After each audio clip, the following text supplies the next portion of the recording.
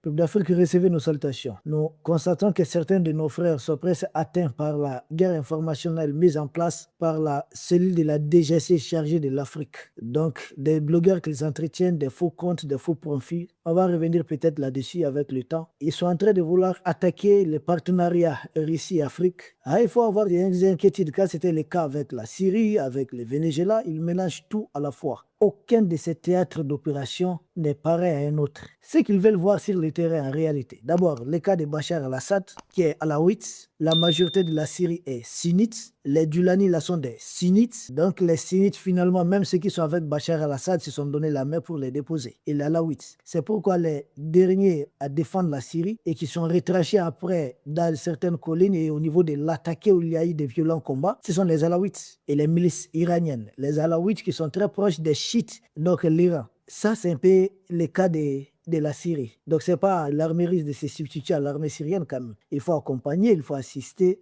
mais du moment où l'armée syrienne même a refusé de se battre, le gouvernement a acté, et d'ailleurs le premier gouvernement transitoire de Dulani, c'était le premier ministre de Bachar al-Assad, celui qui a assuré l'intérim, qui a appelé à déposer les armes, tout, ils ont fait leur boulot. Venezuela, encore une fois de plus, dire que l'armée du Venezuela n'a pas été renforcée, c'est une erreur. J'ai personnellement été au Venezuela. L'armée était très renforcée, les milices étaient vraiment mobilisées, mais une fois de plus, la hiérarchie militaire a dit peut-être faire des choses qui n'ont pas été jolies.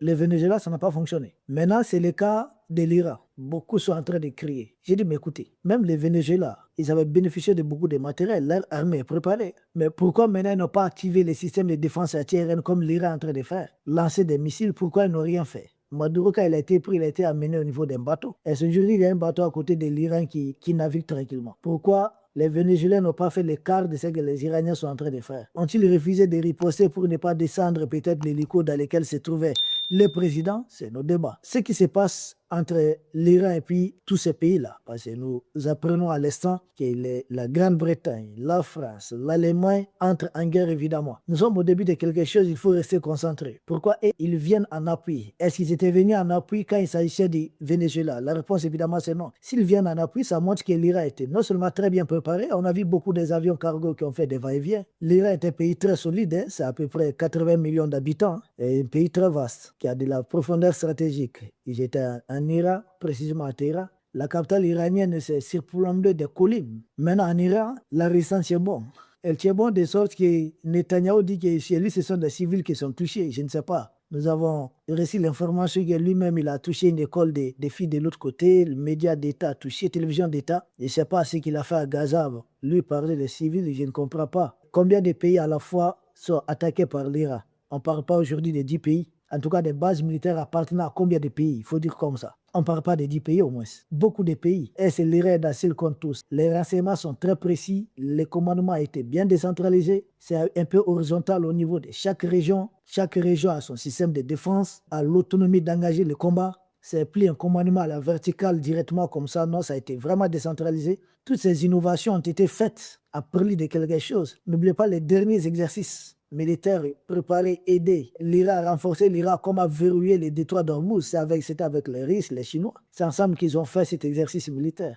Aujourd'hui, les Iraniens sont en train de mettre ça en pratique. Et c'est parce que les gens veulent voir réellement. Des militaires russes en tenue russe en train de combattre, non, mais ça ne se fait pas. En Ukraine, ce n'est pas des militaires américains que vous voyez en tenue américaine en train de combattre. Ils sont toujours peut-être en tenue peut-être des Ukrainiens. Je sais que moi, mes abonnés sont très forts, ils comprennent ce que je suis en train de dire. Voilà, l'Iran est tellement sûr de lui-même. Trump a commis l'erreur de vouloir éliminer très tôt les guides, qui d'ailleurs ne s'est pas opposé à son élimination. D'après les informations qui nous sont parvenues, il ne s'est pas caché, il n'a pas fui, rien. Il était là comme s'il attendait ça, il avait tout préparé, il va partir et puis continuer le travail. L'Iran qui est en train d'agir à kamikaze maintenant, obligeant d'autres pays de l'OTAN à se joindre. C'est presque tout l'OTAN qui est engagé maintenant. Et l'Iran est en face de lui comme des puissances nucléaires. Les États-Unis, l'Israël, la France, la Grande-Bretagne. 4 puissances nucléaires engagées directement. L'Iran ne panique pas. Sachez que l'Iran est bien accompagné, est très bien appuyé. Maintenant, cette guerre, je l'ai dit hier, c'est une guerre de munitions. Qui a le plus de stocks de munitions? Ce n'est pas le nombre de pays mobilisés qui compte. C'est le nombre de capacités offensives et de capacités défensives. Quel est le camp qui peut intercepter le plus d'attaques ennemies? Parce qu'une chose est d'attaquer, une chose est de pouvoir se défendre. Et j'entends Donald Trump qui veut des discussions. Pas Trump, Lui, son système, généralement, c'est attaquer. Il provoque une onde de choc, il attaque avec force, comme ce qu'il a fait au Venezuela, et ensuite il discute. C'est quelqu'un qui a même écrit un livre d'assistance, l'art des délais. Il déploie des forces. Si ça ne te fait pas soumettre, il essaie de t'attaquer à force, la paix par la force. Et là, pour lui, il te soumet et puis vous discutez. Mais est-ce que cela a fonctionné avec l'Iran? Je pense que l'Iran avait déjà compris ça, l'Iran a anticipé. Ça n'a pas réellement fonctionné. Il est là à dire qu'ils ont demandé à discuter avec lui, il est ouvert. Ils ne vont nulle part où ils ont demandé. On dit même peut-être c'est lui-même qui avait envoyé les Italiens. Je ne sais pas vrai ou faux. Ça reste à confirmer. Pour le moment, nous savons quand même que si Donald Trump avait seulement le poids, il ne va pas avoir besoin d'Emmanuel Macron quand même. Lui, il a tout indiqué que Macron, c'est un faiblard. De l'Allemagne ou bien de la Grande-Bretagne. Je peux comprendre la Grande-Bretagne, mais l'Allemagne et puis Emmanuel Macron, c'est un autre niveau. Faire participer l'Allemagne de cette façon aux opérations, après tout ce qui s'est passé, comment c'est la Seconde Guerre mondiale a pris fin, ça donne à réfléchir. Ceux qui sont derrière l'Iran, de toutes les façons, les Chinois savent une chose. Ils ne peuvent pas perdre la première réserve mondiale de pétrole, le Venezuela. Actuellement, deuxième réserve mondiale de pétrole, l'Arabie Saoudite avec les États-Unis. Perdre la troisième réserve mondiale de pétrole, qui est l'Iran. Ils avaient déjà perdu quatrième réserve mondiale de pétrole, l'Irak, le Koweït, les Émirats arabes unis, les 6 réserves là. Si ça se retrouve entre les mains de l'oncle Sam, la Chine est en train de bâtir sa puissance sur l'économie. Contrairement à l'oncle Sam qui a tout à construire sa puissance sur les guerres. Ça ne va pas arranger la Chine. Perdre le contrôle de tous ces pétroles, ça risque d'exposer l'industrie chinoise qui sera totalement dépendante des pétroles russes. Et ça va arranger les Chinois à la longue, je ne sais pas. Ils sont alliés aux Russes. Est-ce que les Russes vont vendre exclusivement du pétrole à la Chine? À ce moment, les Indiens pourraient en manquer. Les Indiens seront obligés d'aller vers les États-Unis totalement. Et ça, c'est la fin des BRICS. Les enjeux sont énormes. Est-ce que les pays autour de l'Iran ont intérêt à voir l'Iran vaciller totalement, tomber totalement? L'Iran a déjà été contrôlé, en tout cas, par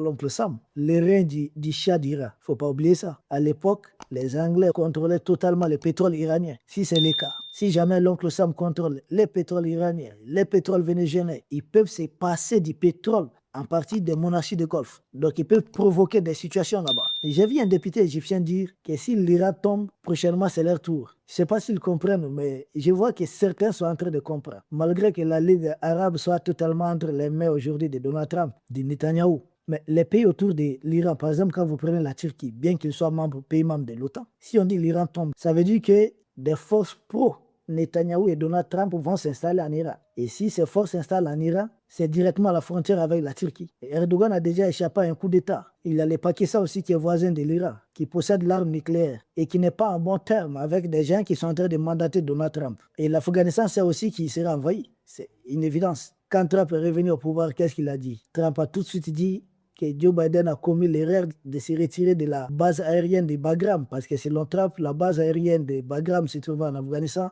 non loin de la capitale Kaboul, est à 1 heure de l'endroit stratégique où la Chine fabrique ses armes nucléaires. Donc, ils ont besoin de cette base pour tenir la Chine sous pression. La Chine sait que si la Russie s'effondre, donc les gens, ils allaient être en Russie et puis faire face à la Chine, une pression. La Chine qui détient le plus de terres rares au monde pour faire tous ces missiles, je sais pas, les satellites. Donc, au niveau de l'Afghanistan, ayant échoué du côté de la Russie, c'est là que vous avez même la Corée du Nord à pied la Russie. Parce que la Corée du Nord aussi a une frontière avec la Russie. Qui allait être les prochains sur la liste? La Chine a compris. La Corée du Nord a compris. Mais ça reste que s'il revient du côté de l'Afghanistan, Trump a vraiment, je sais pas qu'est-ce que les Chinois ont fait à Donald Trump. S'il revient du côté de l'Afghanistan, ils seront à la frontière de la Chine. C'est une autre frontière terrestre de la Chine. Il dit bien la base de Bagram est à 1 heure par avion, de là où la Chine fabrique ses armes nucléaires, selon Donald Trump. Les Pakistan aussi ont une frontière terrestre avec la Chine. Et si vous regardez bien, la flotte aérienne du Pakistan, ce sont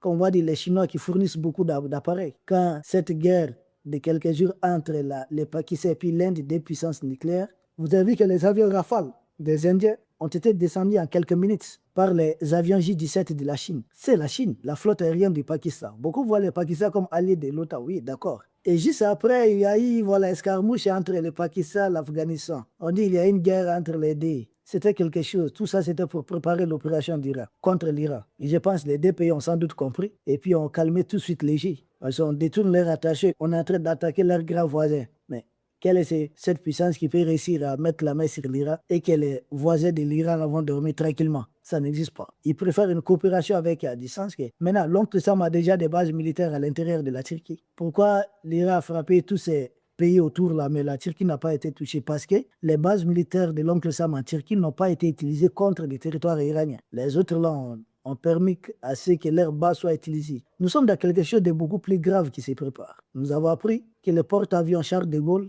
est en train de se diriger vers la mer Rouge, quittant la mer Baltique. Et là-bas, il y a les outils du Yémen. Donc le monde se prépare à quelque chose de très grave. Donc nous devons rester concentrés, surtout nous autres Africains. Nous devons rester réellement concentrés. Ce qui est en cours, espérons que ça ne va pas le SAP déborder. Peuple d'Afrique, nous sommes au début de quelque chose. Je supplie les Africains d'arrêter de vouloir, sous certains, s'infantiliser dans cette histoire. Ce n'est pas une question de religion haute, non. Les monarchies de Golfe qui soutiennent Trump, là, sont à majorité quoi. Ils disent des pays musulmans, non. Ce n'est pas une question de religion, hein. C'est une question de pétrole, de position stratégique, d'influence et autres. Nous vous remercions et à très bientôt.